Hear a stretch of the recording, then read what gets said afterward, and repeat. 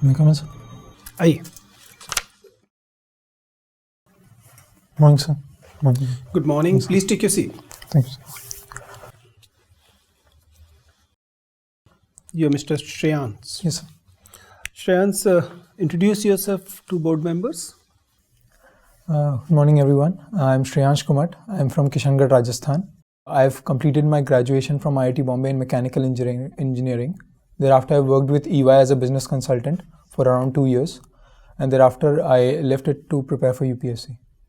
So, why somebody who's a IIT graduate getting into civil services instead of getting into corporates? So, I was in corporate for 2 years. Yeah. And thereafter, I was looking what would be my next steps. And I was going through different opportunities that I can get. And I stumbled upon civil services, and it inspired me as a good next option, which can give me a wide gamut of opportunities and a platform in which I can contribute to the nation building as well and have a very, very prestigious job. So you stumbled upon this career. Yes. And it's very likely that after once you get into it, you'll stumble upon something else as well.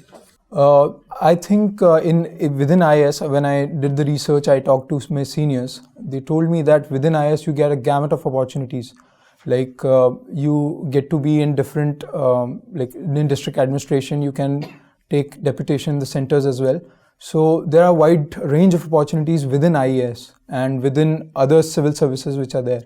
So I don't think I'll have to look outwards. I can always look inwards within what are different ways I can contribute in the job while satisfying myself. I can see that you did your graduation from IIT Mumbai in mechanical engineering. Yes, sir. One of the subjects which is available in civil services is optional. Yes. But you went on to choose anthropology. You never studied. So why this infidelity to your own discipline? So I would not say it is an infidelity. So it was more like when I started preparing for UPSC. At the time I consulted few seniors and they told me that covering the 8 semesters of mechanical engineering would take a lot more time, and taking a humanities subject would help me in general studies as well. So that's why I started looking out for which humanities subject which can interest me a lot. So at that time I came upon Sapiens by Yuval Noah Harari. It's a book. So I read that, and like it was about the history of mankind, and like it got me really interested how we origined, and what we have today has a lot of civilizational history. And that is why I got interested into anthropology, and I thought this is the humanities subject that I can take. Okay. Shreyans, since you studied anthropology and you said you studied human development with great interest, tell me, what are anthropological bases of patriarchy? So when during the course of evolution, what has happened that the erect posture came upon human beings, and because of that the birth canal shortened, and the human babies started to come out as underdeveloped children. So the women at that time had to take care of the children. So that particular thing led to a culture or a society in which division of labor had to happen. And in many society, that particular thing led to patriarchy. And you agree by the theory, or you believe there are some shortcomings in it? The theory as per se is valid for many societies, but there are many societies where we see matriarchy as well, or let's say egalitarian societies as well. So in some parts the theory is correct. If we agree to the main aspects of this theory, it appears that the cost of development of Homo sapiens into erectus and a big skull human being was borne by women of the society. Yes, yes. Do you believe that anthropology is unjust to women? I don't think so. Human Anthropology as such, human development is unjust to women. That is how it has happened biologically, you can say. But now with our rationality in the society, we are able to identify that such thing has happened, and now we are trying to make sure that all the injustices are taken care of and empowerment of women happens. But if we look at our role as society and as a political class against the women reservation bill in the parliament, it appears that we are not adequately prepared to compensate for what we did in the past. So I think the change will have to come from the society itself, and slowly, as we can see, there are social reformers who are pushing towards it, and we need to generate the consensus and the political will to ensure that the much needed thing is done. Do you believe if we had a women in the leadership position for say another 2 decades after Indira Gandhi, we might have been in a different pedestal on gender justice thing? So women leader at the top would have given role models to many women, and they would have come out and made sure that they are able to get their rights. So that would have definitely helped. But at the top, it is one thing, but the movement has to come from the grassroots as well. So it has to be a balance of both. So that would have definitely helped. Thank you, Shreyans. Dr. Tan. Shreyans, continuing with your anthropology, seeing that you have special interest in it, tell me, what are the changes in cranial space from the starting of human species till now? So if we look at our ancestors, let's say the apes, they were having the cranial capacity of around 200 to 400 cubic centimeters. And currently what we have is around 1200 to 400 cubic centimeters. In between, there were Neanderthals who had cranial capacity of more than us. They're around 1500 cubic centimeters. Apart from that, how the shape of the skull has changed is that the prognathism has reduced. We now have flatter faces. Apart from that, you can say this is called the medulla. I am forgetting the term. So that has gone downward and backward. So earlier, what used to happen is an animal or an ape would have this. If this is the head, then this spinal cord will be like this. Vertebra will be like this, and now we have erect posture. So that has changed. So that has continuously helped us to be bipedal in nature and to be able to see farther things and help us in hunting. And these changes have helped us grow as a species. Okay. Which do you consider is the more important event of evolution? Cultural revolution, agricultural revolution, or cognitive revolution? You have read *Sapiens*. Yes, I have. I would say the major gulf which was created between animals and humans was the domestication of fire, because it helped us grow our brains, and at the same time it led to enormous power in the hands of humans. But I asked you to choose between agricultural revolution, cultural revolution, or cognitive revolution. Yes, so I'm saying that the cognitive revolution which happened after this will be the best one, I would say. Okay. You are also from Rajasthan. Yes, ma'am. I find that Rajasthan's culture is full of gender discrimination. There is feticide, there is infanticide, there was a social evil of sati. Till now there is violence against women, dowry, and lot many things. And still people say that Rajasthan has a rich culture. Convince me that Rajasthan has a rich culture. I don't feel so. Ma'am, all these things that you are saying, that women of the Rajasthan are marginalized, they have not been given equal rights in the society. I would agree with that. That has been there in the past, and slowly we are changing. We have taken many steps. You can see the child sex ratio has improved. The PCPNDT Act has been enforced with greater extent. And at the same time, I would say the culture of Rajasthan has this thing has a bearing on the culture of Rajasthan. But if you look at the culture of Rajasthan independently, it is a very rich culture. If you can look at the example of conservation of forest from the Bishnoi community, it was Amrita Devi Bishnoi ji who led the conservation of the khejri trees at that time. Apart from that, there have been many poets like Mirabai from Rajasthan who opposed Sati Pratha and continued to be a cultural heritage for us. Good. Now let's take a situation. You are getting married, and now that you are a big officer, so your father-in-law decides to give you big gifts. He wants to gift you one bungalow, one car, and a lot many things. And he insists that this is not some kind of a dowry, but rather a gift to his daughter or his son-in-law.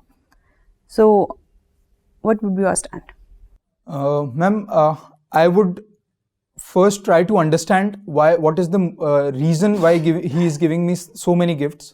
I will talk to my parents as well and talk to my wife, so to get to understand what is the motivation or intention behind those gifts. If it has anything which can hamper my professional work, then I would refuse that particular. You are a Jain. Yes, ma'am. So there is I have seen that many Jain sadhus who are very young, Bal sadhus, there is a practice of Bal sadhu. What do you think of that practice? Ma'am, if a person attains vairagya, detachment from the world, it can be at any age. So if it is done by the person himself with his voluntariness, then there is no issue with it. But if it forced upon him. So do you think that a child so young, 5 years, 6 years, 9 years, is capable enough to understand whether he or she has vairagya or not? Ma'am, the development of mind takes place at an early stage. So it is different for everyone, I would say. Okay. So in order to like categorize that an 8-year-old child. Tell me names of 3 Tirthankaras. Rishabdeva, the first Tirthankara. Parshvanatha, 23rd Tirthankara. 11th Tirthankara, Shreyans ji. So, taking hint from Jainism, what is the difference between Preksha and Preksha Dhyan and Vipassana? Sir, I have not heard about Preksha Dhyan. Okay. I can tell you about Vipassana. Vipassana. You have been indulged in NCC also. Yes. Your learnings from NCC, what are your learnings? I would say the motto of the NCC itself, unity and discipline. During my time with NCC, I developed a kind of discipline which has helped me till now.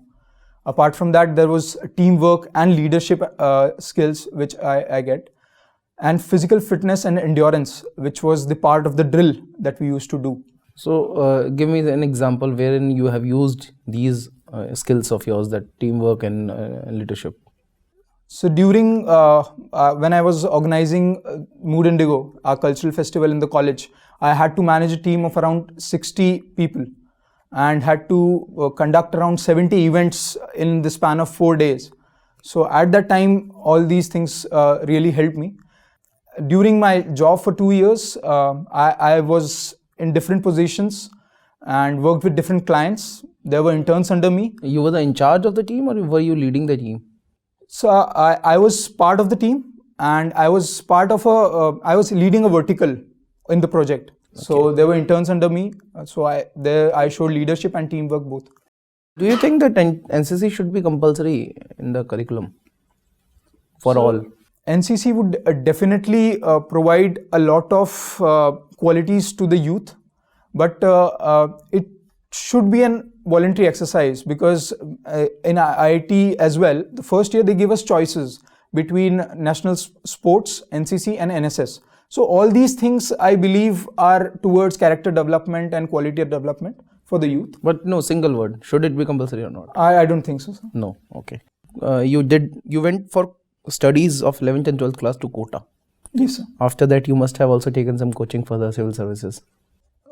Coaching for the civil services? Civil services. Yeah. You have? Yes. Okay. Absolutely, for the anthropology, certainly. Yes, sir. Okay. So, then do you think that our education system is not adequate enough to prepare ourselves for the competitive examinations, and we need coaching to aid that? So it is like this: if everybody is taking help, then if you are not taking help, then you will be behind in the competition. Okay. Like if you say it generally. Okay. So if you want to achieve a goal like faster, or don't let's say, you think that it's something of a sort of a capsule, sort of a studies? I would not say it is a capsule kind of a thing, but it helps you. It reduces the time you spend on things while gathering information. Okay. But still, you have to imbibe everything. The thinking, the thought process, all yours. So you are a vegetarian or non-vegetarian? I'm a vegetarian, lacto-vegetarian. Lacto-veg. Okay. You have been asked by the government, whensoever you are posted, that you have to improve the non-vegetarian, or should I say poultry culture, as well as the production of the eggs, and you have to promote it in the schools also for the eggs consumption to all. So will you do it? So it depends. If you are saying that I have to promote eggs for all, that would be that would not be a good thing, because everybody might not be non-vegetarian. So depending upon the preferences that people have, I would consult them. Those who would want egg can be provided with egg, and those who don't can be provided with other protein alternatives. Okay. And about the promotion of livestock, I would definitely ensure that livestock is promoted, because that is going to help our farmers have a fallback option, or a diverse option in their occupation. Okay. So. Okay, Shreyans, you were an exchange student in Paris, right? Yes, sir. So, what are the major attractions of the Paris? Some major attractions, I would say it is called the City of Love. So the environment is like that. Okay. Apart from that, there are many monuments like Eiffel Tower. There is Arc de Triomphe on Champs-Élysées. It's a very beautiful street which has like many shops there. Then there is Moulin Rouge. It is a cabaret dance. Then there is many gardens are there. Any fort? Any fort? There is Versailles Palace. Have you been to Versailles Palace? No, sir. Okay. And where is the largest museum of the world exist? I think it's Paris, the Louvre. Okay, fine. Can you differentiate between Lamarckism and Darwinism? Sir, Lamarckism was based on inheritance of all the character traits that one has acquired during his lifetime. Okay. Right? And Darwinism is more of a scientific theory which says that natural selection happens between different mutations that have happened. Let's say a giraffe, this is a general example which is given. Did Darwin talked about mutation? He talked about advantageous characteristics, not Okay. exactly mutation, because gene and all those things were not there at that time. So he talked about advantageous characteristic which develops from one generation to another. He called it variations. Can you classify human being from phylum to species order? Phylum to species. I would try going up. Okay. Let's say the species is sapiens, genus is Homo sapiens, and then family would be Homopoidea. Okay, fine. Then Cerepithecoidea, the suborder, and the order would be primate order. What is the common between primata order? I mean, what are the characters which are common in primata? So it is, you have two pectoral mammals, then there is penis pendulus, then there is no fur is there. Okay, let it be. There are two terms, you must be knowing it, trips and trims. Trips and trims. Yeah, what is that? Sir, it is related to World Trade Organization. Yep. And TRIPS is trade-related intellectual property rights. Yes, is and what is related TRIMS? something. And TRIMS is trade-related investment measures, something like that. I'm not exactly sure about this. Okay, I mean, in Rajasthan, people a sect of people are very sentimental about black bucks. Yes. Why it is so? So black bucks are the part of the ecosystem which is there in Rajasthan, and I think this is the same community which I mentioned, which conserved the khejri trees during the initial Chipko movement which happened in Rajasthan. So they are very, they worship black bucks and those trees because they are able to ensure that the ecosystem remains that way. So it is a provider of food to them. So that is why they worship. Black buck is provider of food? Not directly, but in a way it maintains the ecosystem. It is, you can say, the ecotone. I'm forgetting that particular term. Okay. Automation and manual labor. What would you support in industry? In industry? Yeah. If automation is possible, if it improves the productivity, then I would go for automation. And if it is increasing my cost a lot, then I would, it depends. I will do the cost benefit analysis and then take my decision. Will you consider the employment opportunity that is being created or being diminished due to the automation? Absolutely, sir. That will be a concern.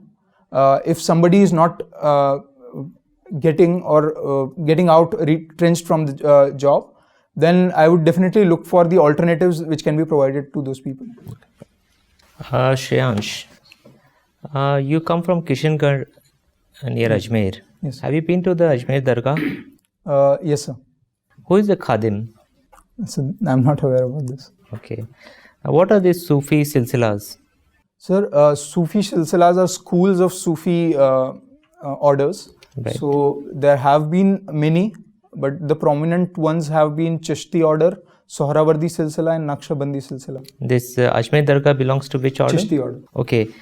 Tell me, who said this, that if you can't have bread, eat cake? Some historical figure? If you can't have bread, Eat cake. Yeah. Makes sense to you? Maybe from someone from Charvak philosophy. Okay. Can you tell me the big four consultancies? In accounting or? In accounting, yeah? In accounting. KPMG, Ernst & Young, PwC, Deloitte. Okay. It is said that a consultant, and you have been a consultant, is one who can con people and insult people and then make them pay a hefty bill also. Do you agree? So there might have been some instances which led people to believe that such thing happens. But whatever my experience have been, I think consultants help firms to ensure that their operations are streamlined and they are ahead of the competition. So I don't think it is anything about conning, but there might have been some instances which led people to believe that. Which company is, which business is said to be a cash cow? So Any business vertical or anything, no? In comparison, we say that this is a cash cow. okay. So what is a cash cow? No, I'm not able to relate it to anything right Okay. In Paris, like, there have been a yellow jackets movement. now. Yeah. So why this yellow color of jackets? So what had happened that the Paris government or the French government had mandated that every driver, every motor vehicle driver would have a yellow color vest in his car, in his or her car. So when this movement arrived, this was an easy way of like branding oneself. So that is why yellow vest movement happened. Okay. What do you understand by extradition? So extradition would refer to getting a criminal or a person with some alleged crimes to his country of origin or some other country from a country where he is currently is. Okay. Another related term is consular access. So what do you mean by consular access? Consular access would be the access to the counselors which are there, which are stationed in the foreign country of to the person who is from that country of origin. Okay. One final question to you. Like recently, this SC/ST Prevention of Atrocities Act 1989 has been in news. Yes. So Supreme Court came up with a verdict, and then the government came up with an amendment to neutralize the verdict. What is your view? Where do you stand? So I would say there have been many instances of atrocities towards SC and ST, and such kind of discrimination or atrocities should not happen. And if anybody is doing it, he should be penalized. That is true, but do you agree with Supreme Court more, or like I would agree with government more, but at the same time there should be some steps which should be taken to ensure that false accusations are not there. Okay, so Shreyans, you studied anthropology and you're watching politics and all nowadays. Can you tell me what's wrong with our marriage system that we do not have happily married politicians at the helm of the affairs? Happily married politician? Leading a country or leading the major parties in the country. We don't have happily married politicians at all. I mean, we don't see many. There are some, but we don't see many. So I just want to inform you that we are having similar problems in civil services also. Marital discord is taking a toll in fresh bureaucrats getting into. So this is a serious problem. So in politics and bureaucracy as well, I think the work is too much that the person gets wedded to the work and is not able to give time to the person or the life partner that he had or has chosen. So maybe that could be a reason, but exactly I'll have to talk to people to understand like what exactly is the reason behind, because there are some successes and there are some failures. So I'll have to do some research before coming with the researched answer. And then you'll decide whether you'll get into civil services or you'll get married. No, sir. You'll do both. So I think I'll be able to balance the work and my marriage. Okay, it was very nice talking to you. You can leave now. Thanks.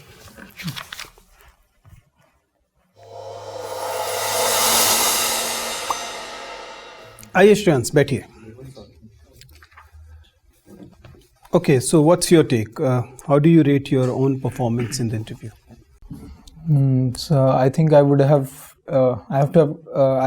to study a little more. I was not sure about the primate order things, and also the Preksha Dhyan. I'll have to. Preksha Dhyan is for Jainism. If any Yeah, Jain but sits like- in the board or somebody would have done it, then the question may arise. Okay. Shreyans, by and large, our understanding is that you're a very promising candidate. You're very promising. The only problem you have is that you have you against you. Okay, so that's our concern. Otherwise, by and large, your posture, except at a few places where I'll be telling you, your posture is otherwise good. Your voice is very energetic and voice level is really good. Eye contact, by and large, apart from a few places, that too I'll tell you, it is good. And by and large, your communication parameters are very energetic. I'm not saying they are the best, but they are very energetic. The problem basically is that at places it becomes very informal. Okay, there are many places where such things happen. For example, if you go to the posture thing, on both places, one is the listening posture and the thinking posture. They need changes. Okay, your thinking posture is like this. Okay, and your listening posture is also like you're ready to pounce on something. Okay. So I'll advise you to be more formal in your listening and thinking. Your facial expressions and non-verbal communication during your listening and thinking, I'll advise you to improve.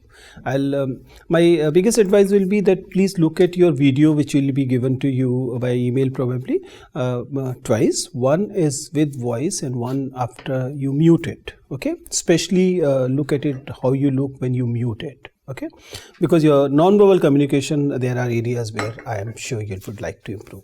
You're very energetic. Your background is really good. You have a very diverse kind of experience as well in limited. You're very young. You need to understand the place you are at 24. At 24, if you are getting into this service, we are talking to somebody who can actually be cabinet secretary someday. Okay, and you need to let this gravity seep in. As the gravity of the situation right now. It appears that you are actually not feeling the gravity of it. So that is making you informal at places. Because you may actually get into, if you perform very good, even if you don't perform very good, you may actually get into service. But there's no point getting into allied services or getting into IAS after 2 years, because getting into IAS after 2 years will not have the same impact as getting into IAS in 24.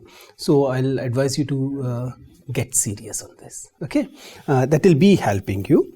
My biggest issue with you is your non-verbal communication is your hand movement. Okay, I hope you realize that sometimes it gets very theatrical even. Okay, I understand that sometimes you actually have to say, especially if you're discussing, say, anthropology and you wanted to illustrate or demonstrate something, you may have once or twice you can have it, but it was getting dramatic. So curb your hand movement thing. That will be very helpful. Same is the question when sometimes you either bluff or you venture into the area you're not most comfortable in, and that you do deliberately. I mean, you don't realize that nobody is asking the areas, but you're still venturing into the areas which are not your forte. So I'll advise you to be a little cautious. Don't give. See, very smart candidates do give leading answers, but smart candidate is the one who gives leading answer to lead in the area which is the area of strength. You're getting my point? If you're leading somebody into the area which is not your area of strength, then it is not really a smart way of doing it, right?